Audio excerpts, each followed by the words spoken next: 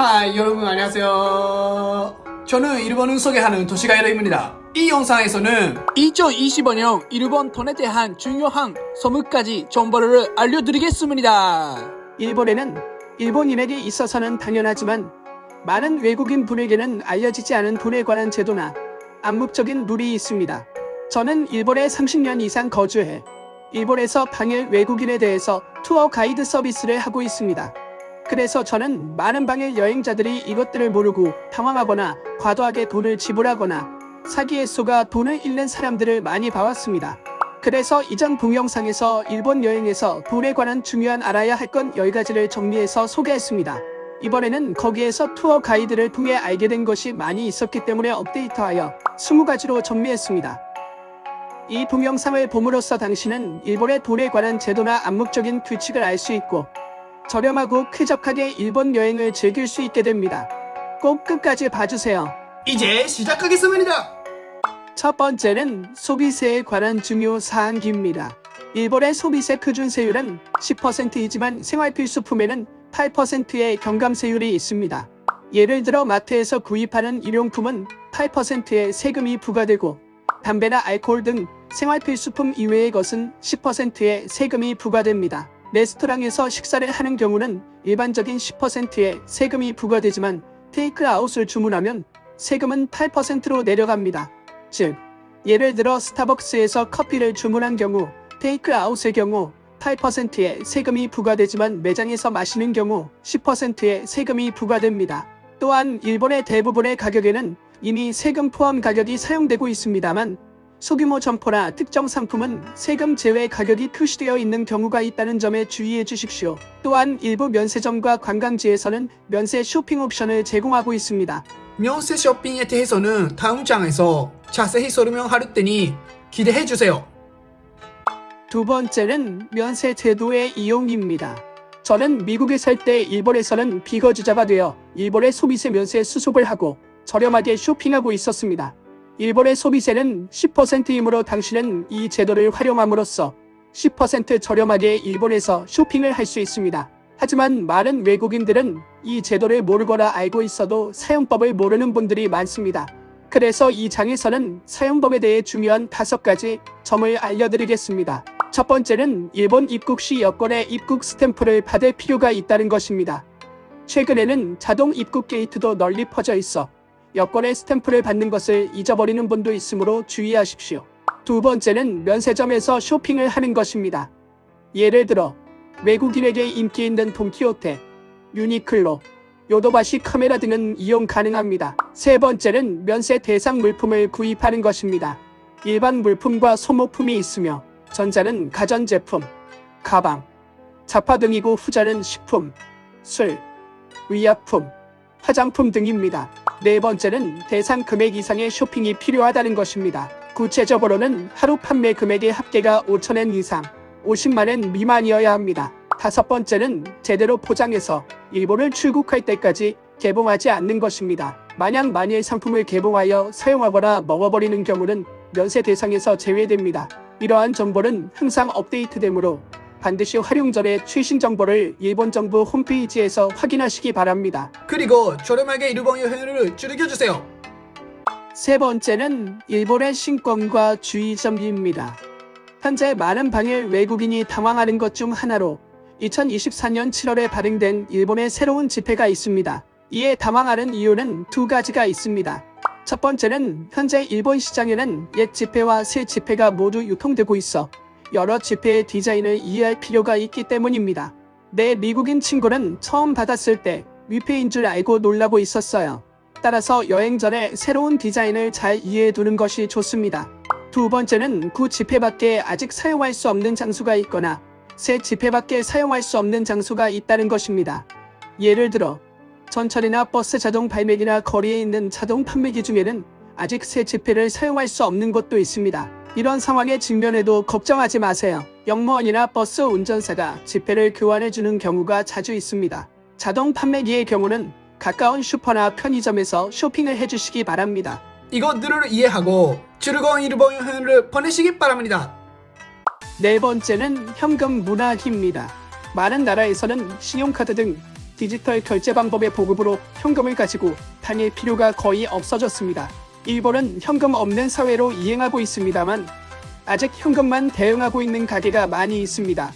놀랄지도 모르지만 일본에서는 슈퍼마켓, 레스토랑, 자동 판매기 등 현금이 여전히 많은 곳에서 널리 사용되고 있습니다.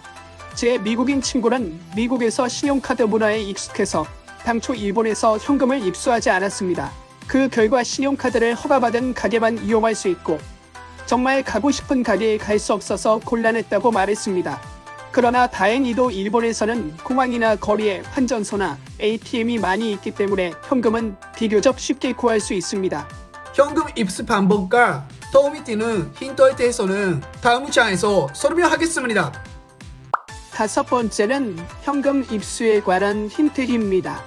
앞장에서 설명한 것처럼 아직 현금만 대응하고 있는 가게가 많이 있고 일본 여행에서는 현금은 필수품입니다. 따라서 일본에 도착하면 어느 정도의 현금을 수중에 준비해 둘 필요가 있습니다. 그러나 공항이나 호텔에서의 환전은 시내의 환전소에 비해 상당히 환율이 나쁩니다.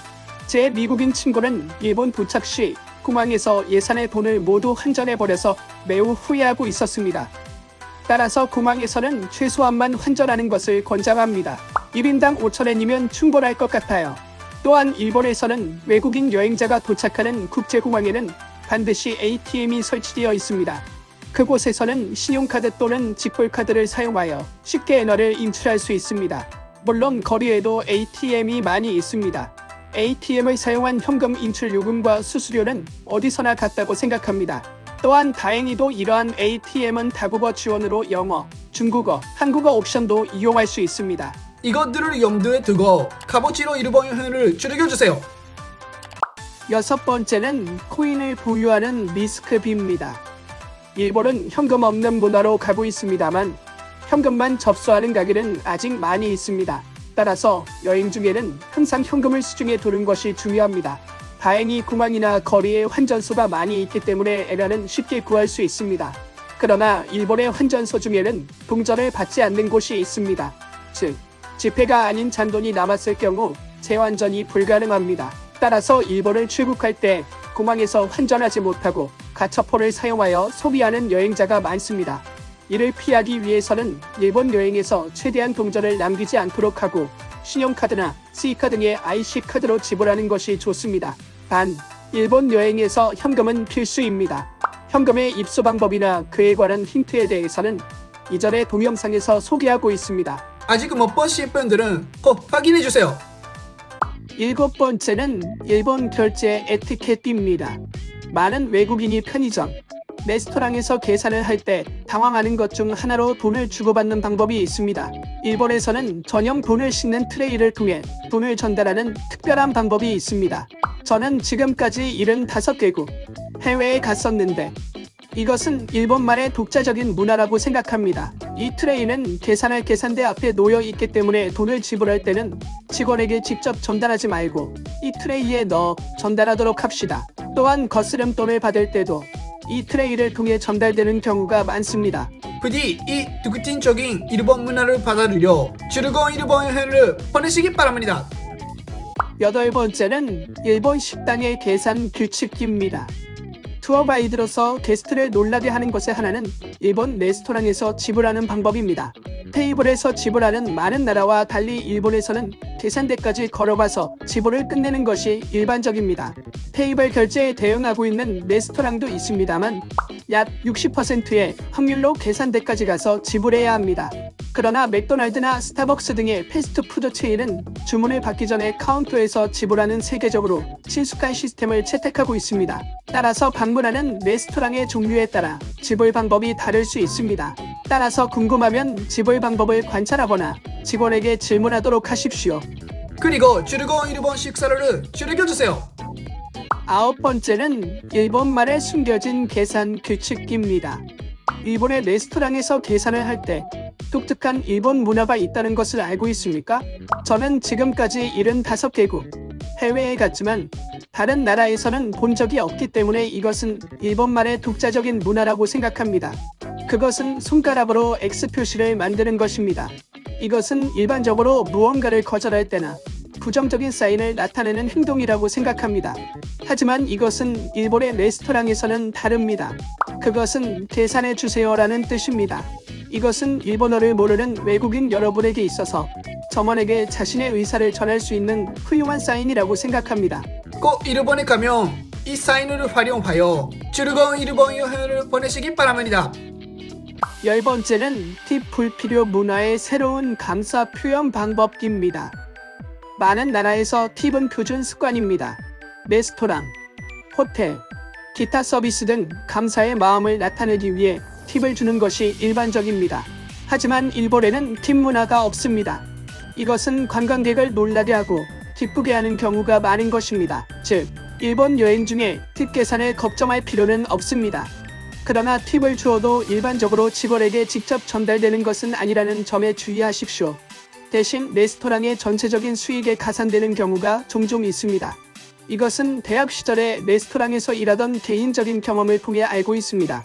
그렇다고는 해도 관광객으로부터 일본에서는 팁은 습관이 아니라는 것은 알고 있습니다만 어떻게 감사의 마음을 나타내면 좋습니까? 라고 자주 묻습니다. 제가 추천하는 옵션 중 하나는 이전 동영상에서 소개한 기부 기반 서비스입니다. 이 프로그램에서는 기부의 50%가 지역 지원에 사용되고 나머지 50%가 지역 체험 기프트 카드로 반환됩니다. 이 서비스는 팁에 익숙한 사람에게 감사의 마음을 나타내는 동시에 일본 커뮤니티에 공헌하기에 최적의 방법입니다.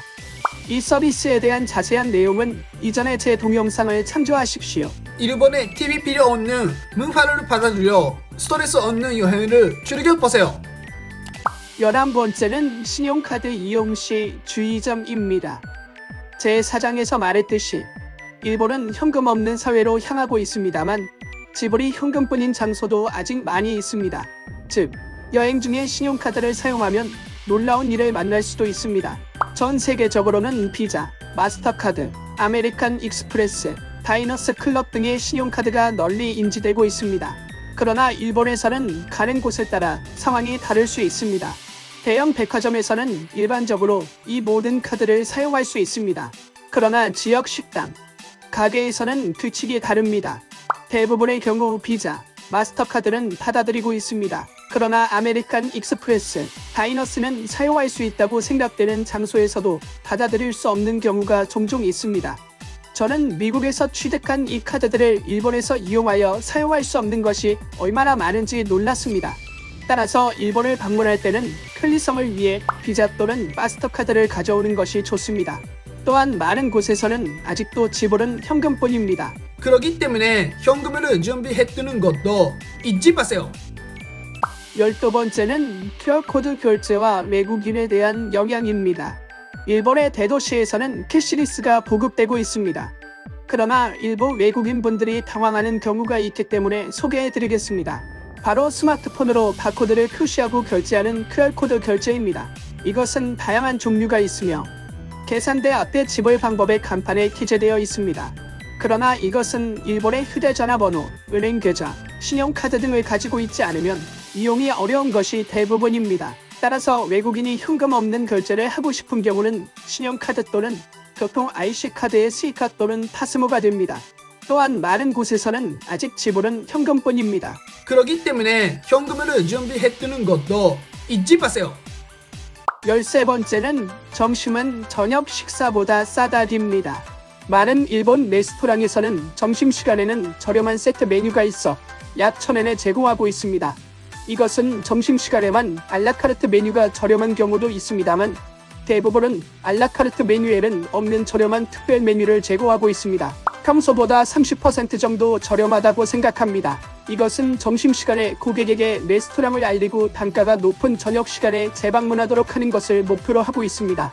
따라서 점심시간 메뉴는 매우 저렴한 메뉴를 제공하고 있을 가능성이 높고 점심시간에 알라카르트 메뉴를 주문하면 비교적 비싸지는 경우가 많습니다. 그래서 일본에 오면 점심시간을 활용하여 저렴하게 일본 요리를 즐겨주시기 바랍니다. 14번째는 선술집의 숨은 규칙입니다. 일본의 술집에 들어가면 약 90%의 가게에서는 주문하지 않았는데 작은 접시 요리가 운반됩니다. 이것은 오토시라고 불리는 일본의 독특한 습관으로 약 400엔의 일종의 좌석료로 기능합니다. 장소에 따라서는 거절할 수 있는 경우도 있습니다만 기본적으로는 협상의 여지는 없다고 생각해 주세요. 무료로 반찬이 나오는 한국 문화를 생각하면 믿을 수 없을 것 같아요. 저도 일본의 이 규칙은 좋아하지 않습니다. 왜냐하면 제가 먹고 싶은 요리가 아닐 가능성이 높고 저는 여러분이 일본에서 좋아하는 요리를 골라 먹었으면 하기 때문입니다. 만약 이것이 싫다면 술집에서는 코스 요리를 주문하는 것을 추천합니다. 또는 술집이 아닌 레스토랑에서 술을 마시는 것도 좋습니다. 일본에서의 술에 관한 기타 규칙에 대해서는 이전 동영상을 확인해주세요. 15번째는 티켓을 저렴하게 구입하는 비밀입니다. 일본 여행을 재미있게 즐기기 위해서 알아두어야 할 중요한 생각이 있습니다. 그것은 정상 가격으로 일본의 관광지 티켓이나 일본 여행에서 필요한 서비스를 구입해서는 안 된다는 것입니다. 여기서는 두 가지 사례로 설명을 해드릴게요. 첫 번째 사례는 여러분은 여러 관광지에 가서 여러 가지 놀이기구 체험을 하고 싶다고 생각하고 있을 텐데 거기서 하는 이야기입니다. 당일 관광지 티켓 구매 창구에서 구입하면 사전에 인터넷에서 구입하는 것보다 비싼 경우가 있습니다. 여기서는 구체적으로 두 가지 사례를 소개하겠습니다. 첫 번째는 시부야를 비롯한 도쿄의 거리를 한눈에 볼 수 있는 인기 전망대 어트랙션인 시부야 스카이입니다. 이것은 티켓 구매 창구에서 구입하면 2,500엔이지만 사전에 웹에서 구입하면 2,200엔에 구입할 수 있고 300엔 저렴합니다. 두 번째는 세계에서 가장 높은 타워로 도쿄의 상징인 스카이트리 전망대입니다.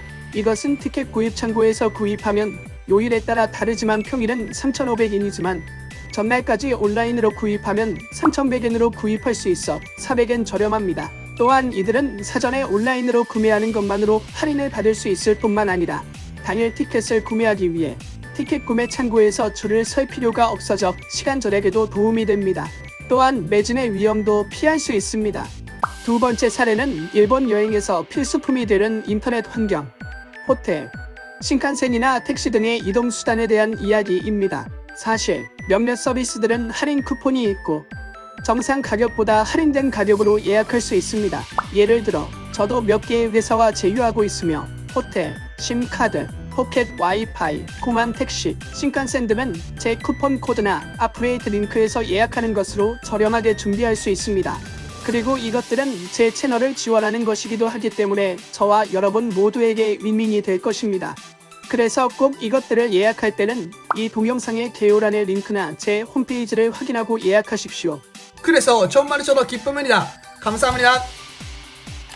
16번째는 성수기 예약 주의점입니다. 앞서 장에서는 정상 가격으로 예약하면 안 된다고 설명했는데 한 가지 더 주의할 점이 있습니다. 그것은 일본 여행의 피크 시즌을 피하는 것입니다. 왜냐하면 몇몇 일본의 인기 관광지의 어트랙션은 성수기와 비수기를 정의하여 가격을 바꾸고 있기 때문입니다. 이것은 비행기나 호텔 등의 다이내믹 프라이싱 구조를 이미지로 받으면 알기 쉽다고 생각합니다. 구체적인 애트랙션으로서는 일본에서 인기 테마파크인 도쿄 디즈니 리조트나 오사카에 있는 유니버설 스튜디오 재팬, 그리고 테크놀로지와 아트를 융합한 신감각의 체험형 아트를 제공하는 틴랩 등의 시설입니다. 이것은 대형 연휴뿐만 아니라 평일이나 주말 등의 요일에도 관련되어 크게 가격이 변화합니다. 따라서 성수기는 가격이 높아지고 비수기는 저렴하기 때문에 일본에 며칠 머물며 일정에 여유가 있는 분들은 이들 놀이기구는 평일 비수기에 가는 것을 추천합니다. 또한 비수기를 노림으로써 저렴하게 갈 수 있을 뿐만 아니라 어트랙션도 비어있기 때문에 쾌적하게 즐길 수 있습니다. 부디 이것들을 염두에 두고 저렴하고 쾌적하게 일본 여행을 즐겨주세요. 17번째는 사원에서의 세전 규칙입니다. 많은 외국인 분들이 일본에서 가고 싶은 장소 중 하나에 신사나 절 등이 있다고 생각합니다. 일본은 불교나 신도를 중심으로 한 종교관 때문에 그 종교관과 다른 곳에서 온 외국인에게 사찰 자체가 매력적이라고 생각합니다. 신사나 절을 방문했을 때 하나의 일본 문화로 신이나 부처님께 기도하는 세전이 있습니다. 이는 신불에 대한 기원 성취에 대한 답회의 돈이며 소원을 이루기 위해서도 쓰여집니다. 하지만 여기서 외국인들이 의아해하는 것이 세전에 얼마나 돈을 쓰면 좋을까 하는 것입니다. 구체적인 금액은 정해져 있지 않지만 많은 일본인들은 5인짜리 동전을 선택합니다. 왜냐하면 5엔은 일본어로 인연이 있다는 의미로 재수가 좋기 때문입니다. 만약 5엔짜리 동전이 없으면 10엔을 선택하시는 분들이 많습니다. 그러나 외국인 중에는 적정 금액인지 몰라 쳐내내서 만원의 고액 금액을 넣는 분도 있었습니다. 물론 구체적인 금액의 결정은 없기 때문에 문제 없습니다. 그러나 일본인의 기준 금액을 기억에 두면 좋다고 생각을 합니다. 18번째는 최신 외국인 가격과 주의점입니다.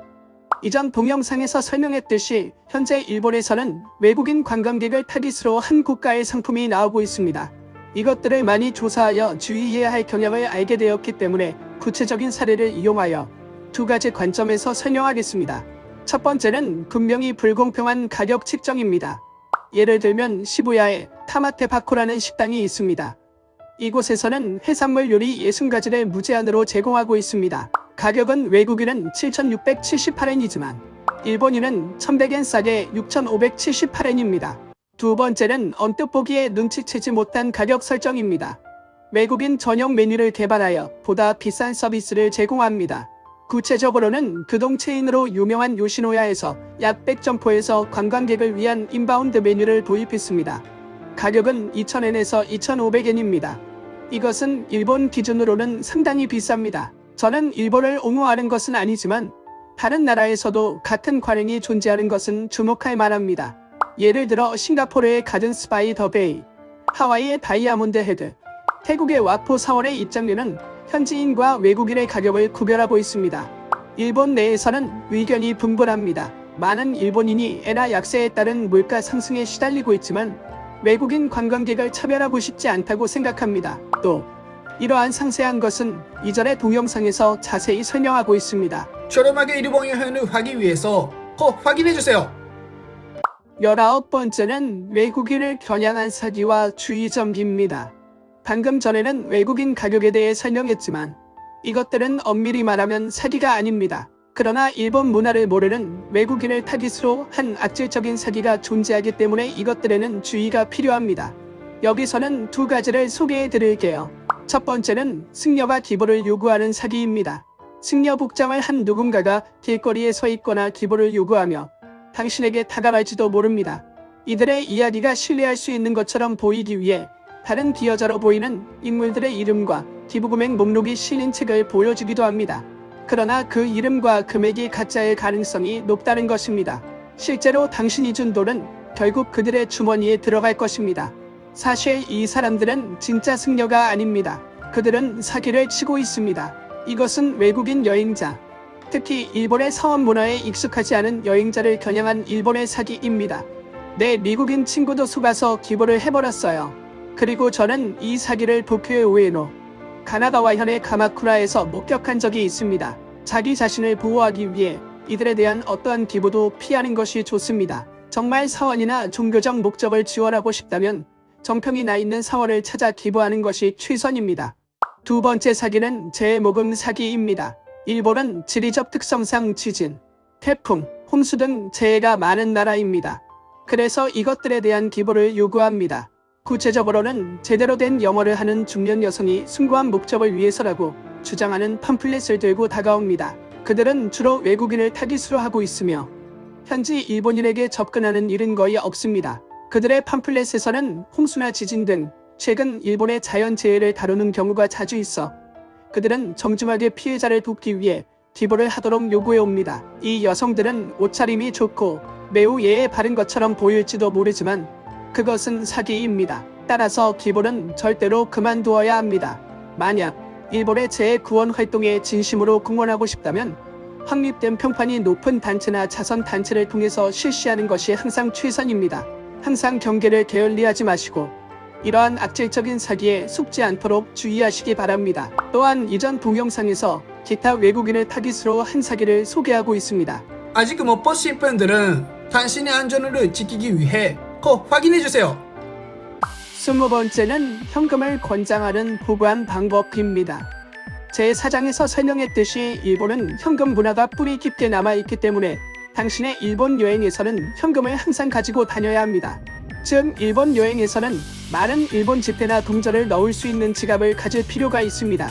일본은 세계적으로 비교적 치안이 좋지만 지갑을 빼앗기거나 분실할 가능성도 있습니다. 따라서 일본에 오면 끈으로 목을 숙이는 보안 요소가 있는 작은 지갑을 준비하는 것이 좋습니다. 이것은 일본에서 인기가 많은 백앤 쇼핑 다이소에서 저렴하게 쉽게 구입할 수 있습니다. 또한 다이소에는 저렴하고 고품질인 이득의 상품도 많이 있습니다. 이전 동영상에서 다이소가 추천하는 상품을 소개했으니 꼭 확인해주세요. 현금을 안전하게 보관하여 걱정 없는 쾌적한 일본 여행을 즐기십시오. 이번 영상 어땠나요? 댓글로 여러분의 생각으로 공유해주세요. 저의 채널을 구독하고 좋아요 버튼을 눌러주세요. 다음 영상에서 또 만나요. 안녕.